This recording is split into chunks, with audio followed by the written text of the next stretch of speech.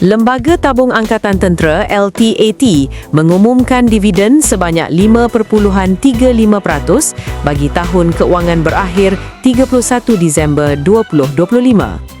Agihan ini berjumlah ringgit Malaysia 524.74 juta, sekaligus menjadi pembayaran dividen tertinggi dalam tempoh 8 tahun.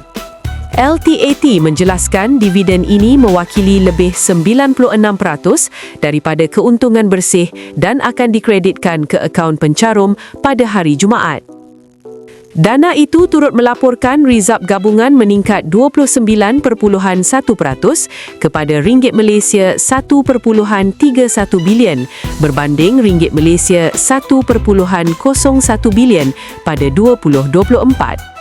Ketua Pegawai Eksekutif Muhammad Ashraf MD Radzi berkata prestasi ini menunjukkan kedudukan keuangan LTAT semakin kukuh dengan pelaburan strategik dalam ekosistem pertahanan, hartanah dan farmasyutikal.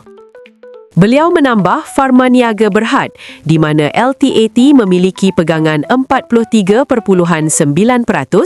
kini menunjukkan pemulihan memberangsangkan dan berada di landasan untuk keluar daripada status PN17.